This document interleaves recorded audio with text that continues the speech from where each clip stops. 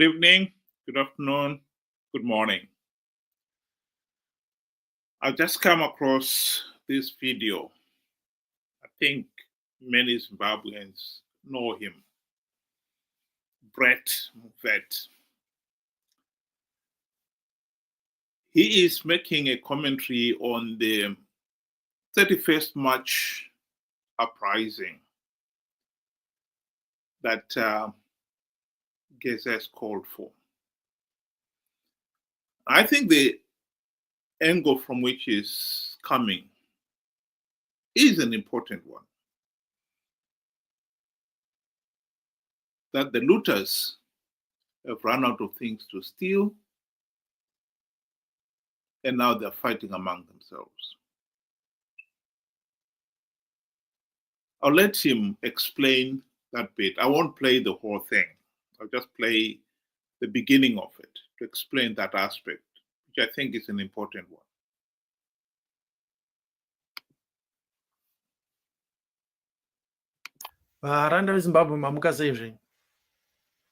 So the 31st of March is supposed to bring in a new era of Zimbabwean politics, an uprising, headed by the ever-faithful constitutionalists of the War Veterans Association, helped by the suffering masses to install someone from the original party that caused the problem to begin with.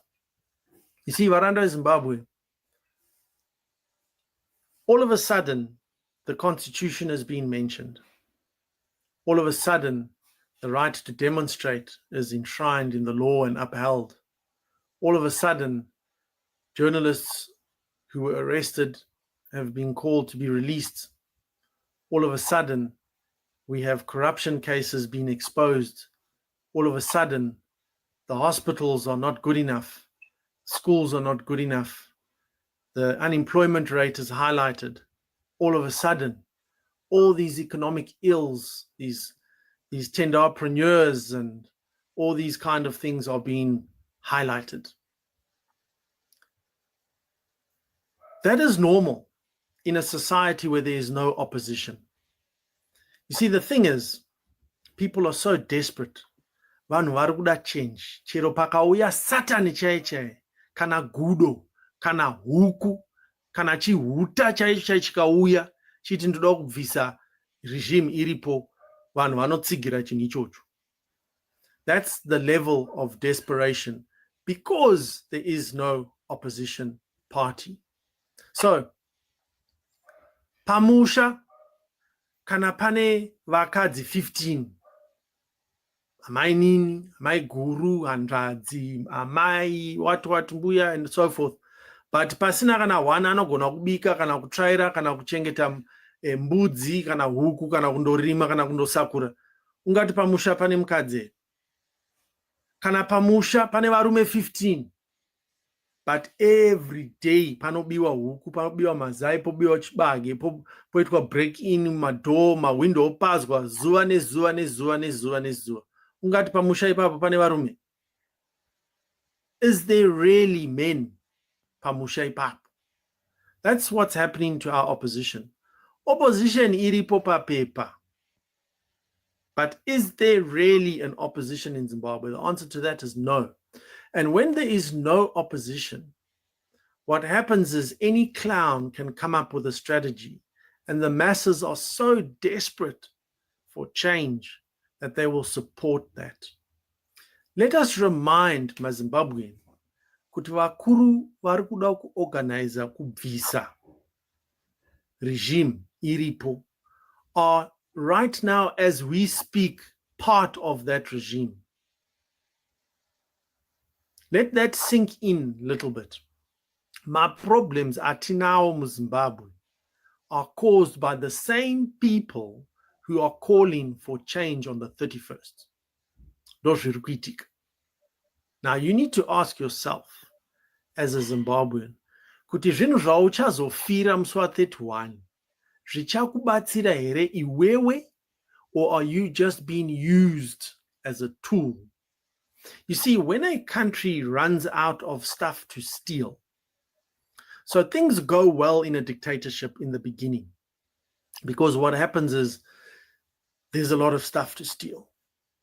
The taxes are brought up, people are toll gates and 2% transfer at your bank and AIDS levy and all these little stupid taxes are brought in so that they can loot. So when that starts running out, they start eliminating each other. So that's what happened when Mugabe left. They saw that 100 million yatogara tichiba pamwedzi haichakwanisiki, we have to share it. So when thieves have to share their loot, they think of ways of how to eliminate each other. And that's what's happening in Zimbabwe at the moment. They've run out of things to steal. So when you run out of things to steal, you have to cut down on the amount of thieves. So that's what's happening. The group of thieves have subdivided themselves into two groups. And the one group wants to steal what the other group is busy stealing. That's what's happening.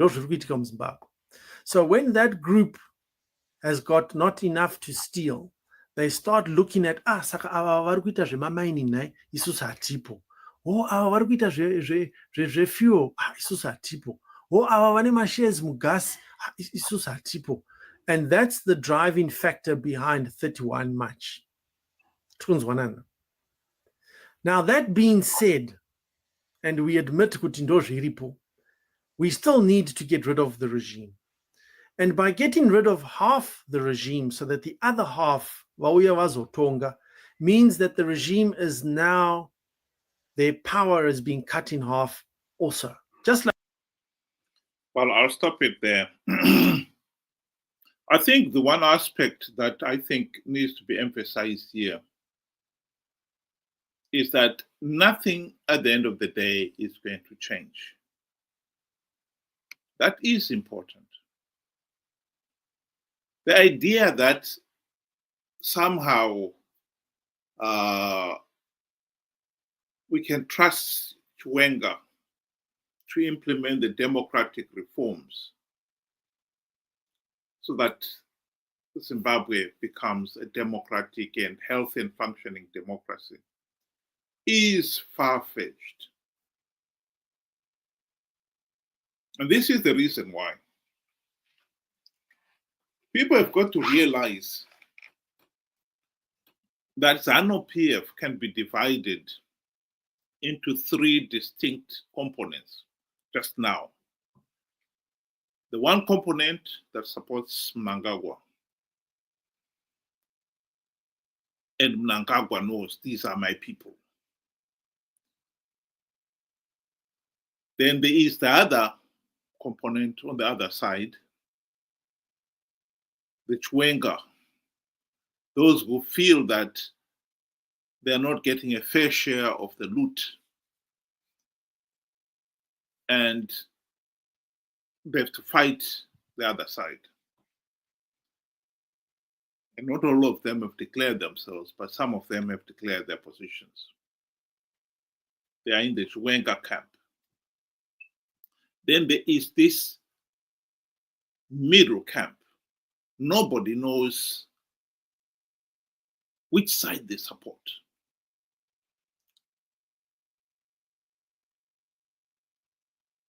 On a day-to-day basis, they will appear that they support the regime of the day.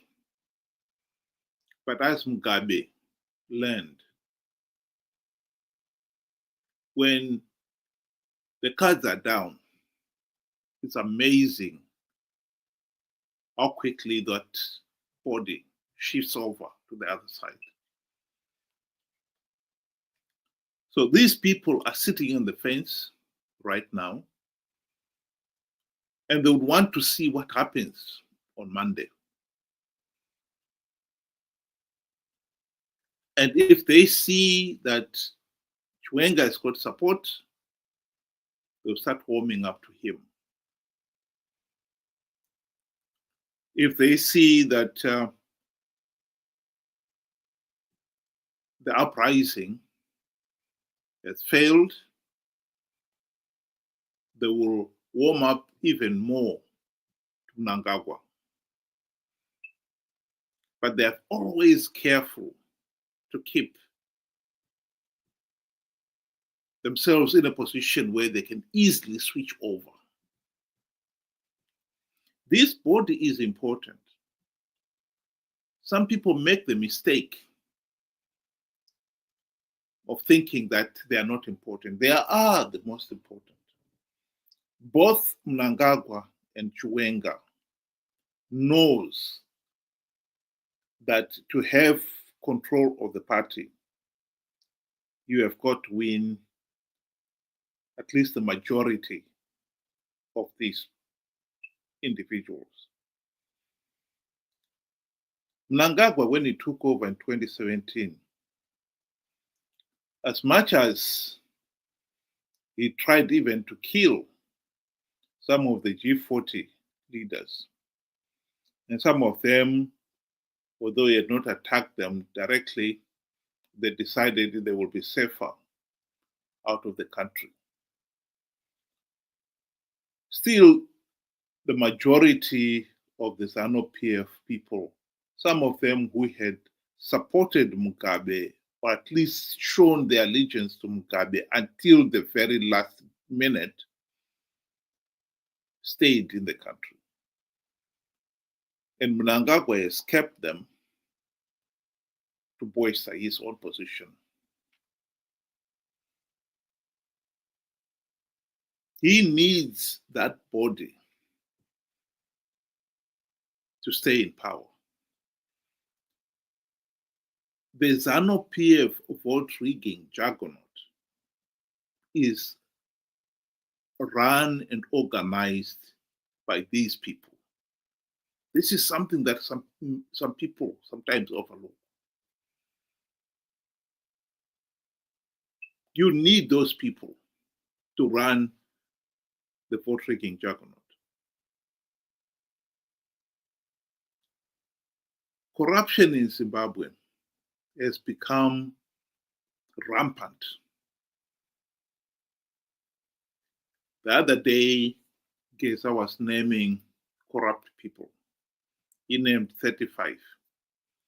I think any Zimbabweans who has been following the political situation in Zimbabwe would know that that is not even the ears of the hippo. You know, in a muddy pool, sometimes you see only the ears of the hippo above the surface. The rest of the body is buried under the muddy water. The 35 is just the ears of the hippo. The rest of the body is covered in the mud. Corruption is that bad. Those people, their allegiance is to whoever can provide for them. If Mnangagwa was to threaten the corruption, to stop the corruption, and so that those people stop benefiting, he will be surprised how quickly they will desert him. If Chiwenga was to take over and he can provide for them, they'll support him. They'll desert Mnangagwa. Their allegiance is to whoever can continue to provide the opportunities to loot. This is at the heart of it. Right now, Chiwenga and Mnangagwa are fighting over who is going to take control of the Zanu PF dictatorship. But the one thing both of them know is that as much as they can talk about wanting to end corruption, wanting to introduce reforms, Mnangagwa, when he took over from Mugabe in 2017, he even promised to hold free, fair, and credible elections. That was just hot air. Stopping corruption, holding free, fair, and credible elections would have undermined the key pillars of the dictatorship. Those who are benefiting from the system would have never allowed that to happen. This is why you'll find, even if Chiwenga wanted, he would not do it. In any case, if Chiwenga was to get into power, he too would know that if he was to implement any reforms, he will be reforming himself out of office. Because, trust me, if Zimbabweans are given half a chance to end the Zanu PF dictatorship, they will seize it with both hands.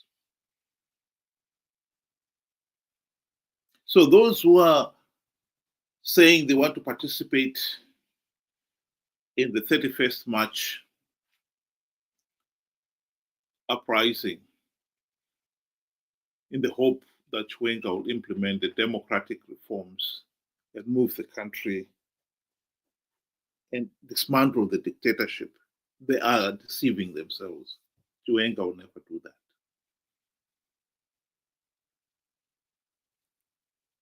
Those who think corruption, he will end corruption, he will never do that either.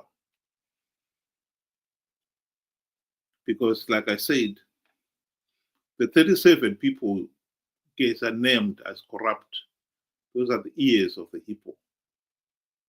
He himself, Gesa, cannot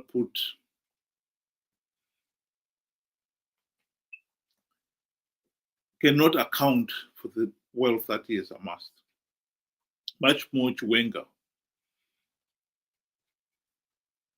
And the rumor has it that they are already talking of bringing back some of the G40 individuals like Kasukuwere. Who doesn't know who Kasukuwere is?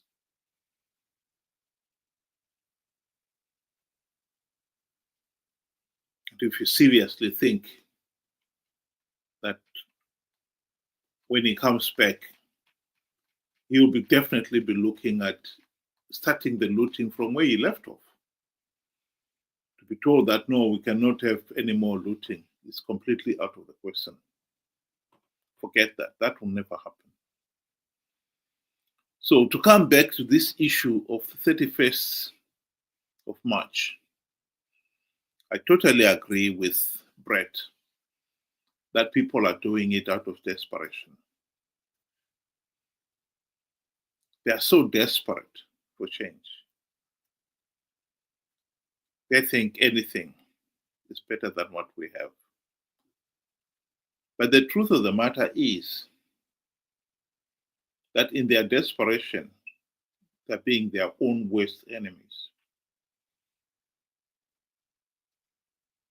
Because they're being conned to do something that they should not be doing.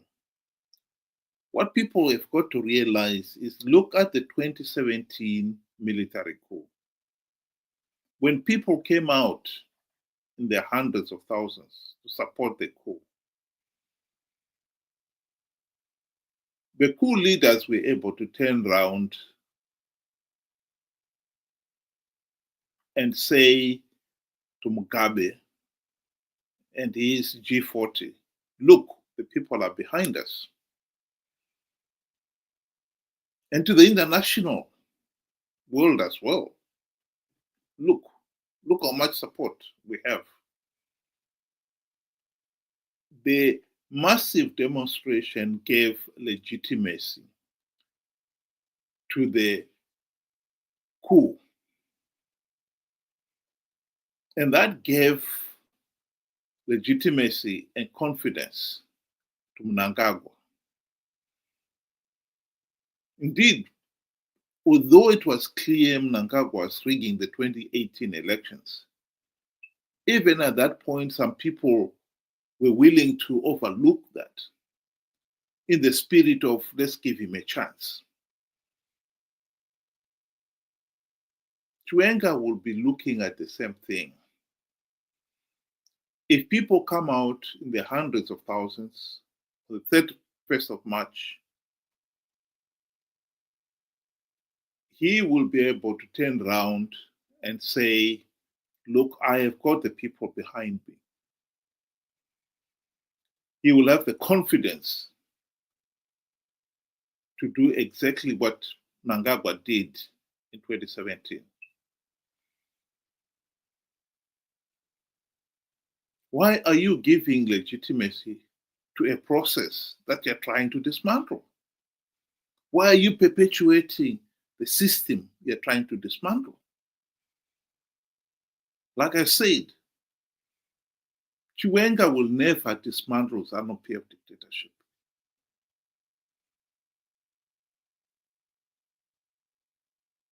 It's one of those things. The Mafiosi, the Zanu PF Mafiosi, no, he will never dismantle it.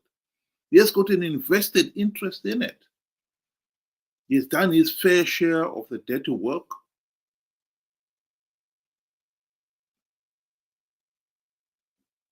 From the Kukurahundi in the 80s, he was in the army, a senior member of the army.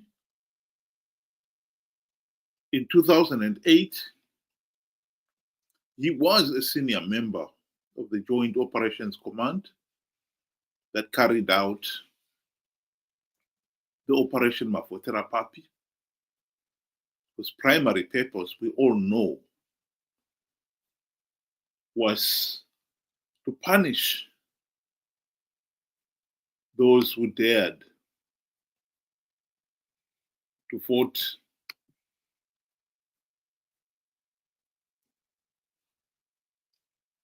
against Zanu PF. Mnangagwa himself was commander of the Joint Operations Junta. Millions of people were internally displaced. Hundreds of thousands were beaten up, had their properties destroyed or raped, and over 500 people were murdered. The army, the police, the CIO, the prison services, they all played a part in that process. Chiwenga himself cannot pretend that his hands are clean. Neither could the likes of Blessed Geza and others in the war veterans. 2008 patakaita ma-elections pakaposa papinda Tsvangirai ndandiri election agent ya president. Ma-results abuda tiri party headquarters. Vamutaza vangari secretary vedu administration. Vamutaza mulipi ndafona. Ndiri kwarusapi. Komo gwenda kwarusapi seka ma-results achibuda kudai. Vanga aiwa zvako izvo Mnangagwa ndezvako enda kumusha. Office vanga vabisa zvinhu zvavo zvose. Watofunga kuti zani yadini yaparara. President ofona zvakamira sei? Kati ndomamira zvakaita takatodini kateda sei manje mama ndikati abvudzai baba nditaurira baba gadzirai politburo cabinet musarangarira zvimwe zvipi gadzirai chi cabinet asi nangoda kuti muzive kuti 2008 ma-results abuda vamutasa vakatiza. As a country we face a generational transition. Vana vesa vari kuma below 35 they are crying out for help. The country is in a mess. We know we are inheriting a mess. We know this country has been left with nothing. I'm assuring you that starting from tomorrow, you'll see a different nation from what you have seen or read on the news about these results and everything. Where we are going ahead there, the situation will be very different. What we said to our people, they could not see with their own eyes. We are going to act as we see it fit. We are prepared to go the whole distance.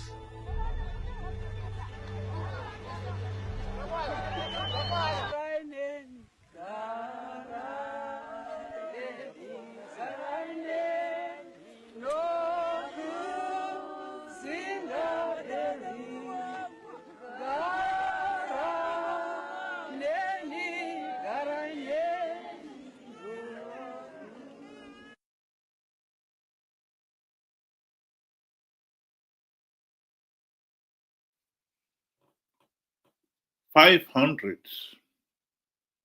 people were murdered in cold blood during the runoff of 2008 alone.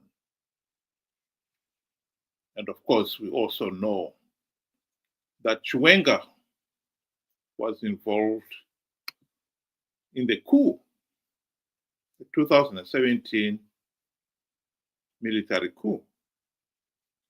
He was the one who issued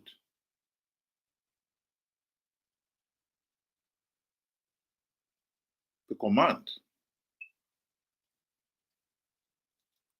He has amassed a lot of wealth. And our friend Kesa, when he listed those people who are corrupt, how he could have missed Chiwenga beggars belief.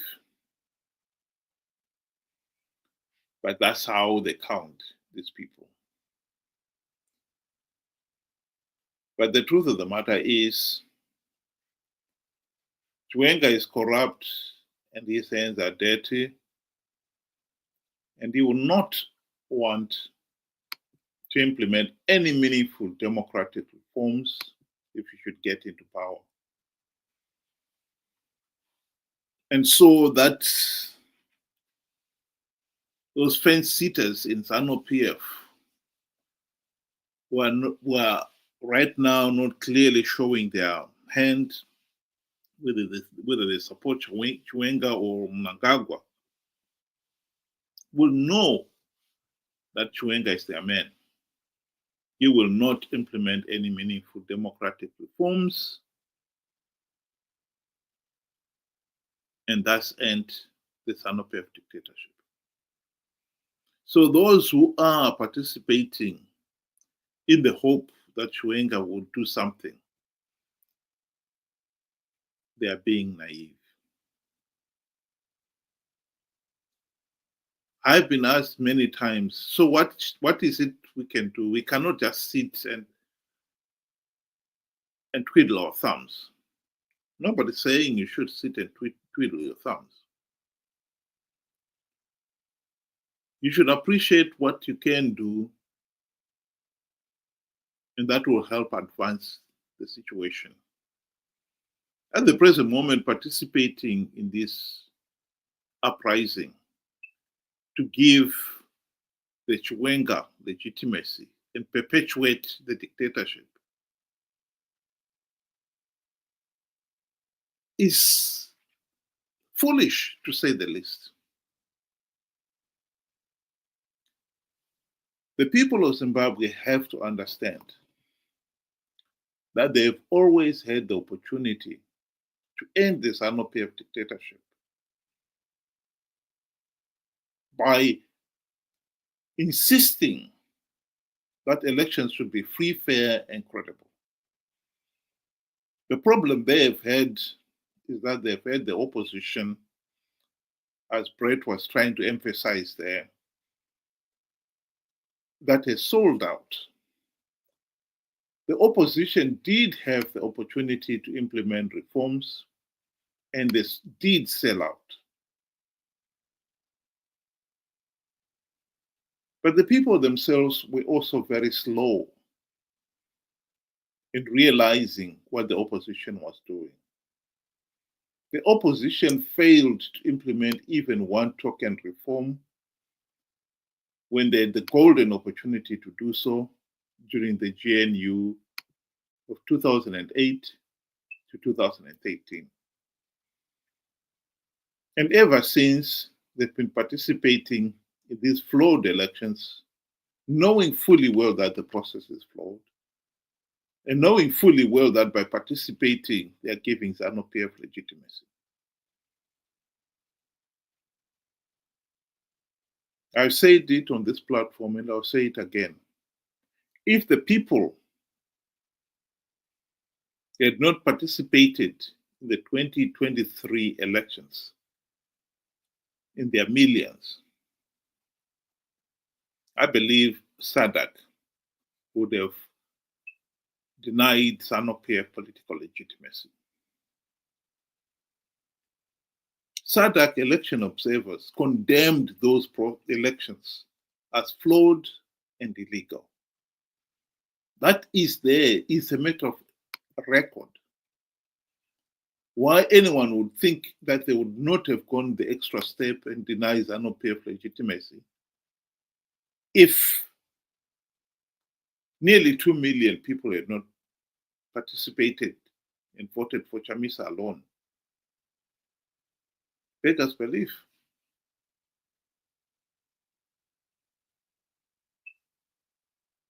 This idea of you participate in a flawed electoral process when you have been warned that participating will only give legitimacy, and you still will go ahead and participate, is at the heart of Zimbabwe's political failures.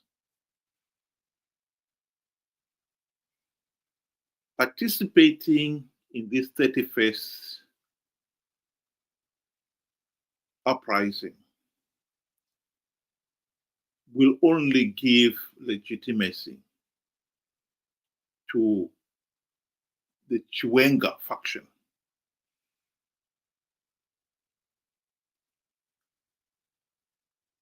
It doesn't really matter which faction is ruling, as long as it is a dictatorship. It's not saving the people's interests. That is the point. Why are you giving legitimacy to a dictatorship? To give legitimacy to the Mnangagwa dictatorship just because he wanted to get rid of Mugabe was foolish. Particularly when you had the chance, if you had stood your ground and continued to demand that elections should be free, fair, and credible,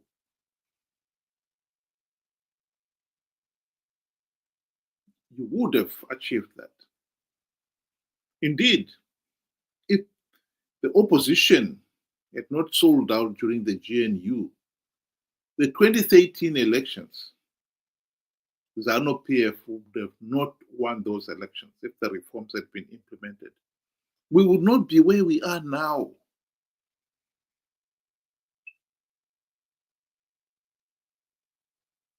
So the idea of keeping on participating in flawed elections to perpetuate the dictatorship is at the heart of our problem. At the present moment, participating in this 31st March uprising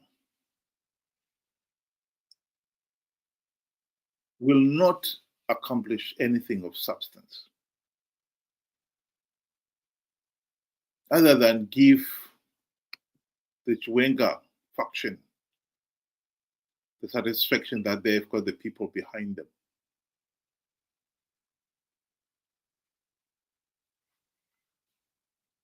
The 31st March is a fight for the control of the dictatorship between the looters.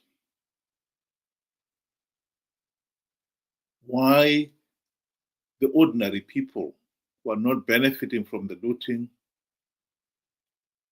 should be involved, beggars belief. Particularly when your involvement will be seen as your support.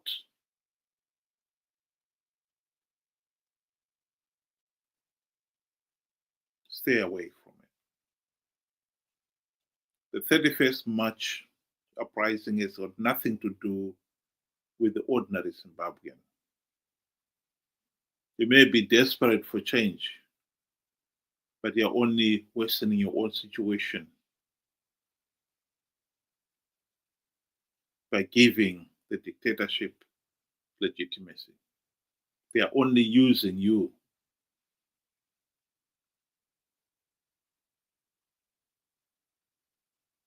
Don't give in. It is naive to even believe that there is anything of substance that could be accomplished by participating.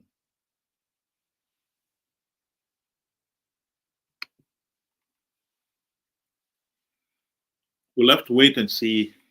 Monday is just around the corner. How many people will come out and participate, and what the regime's response is going to be. Whether there is violence or not, if it was going to accomplish anything, then it would be worthwhile facing that violence. If there's no violence,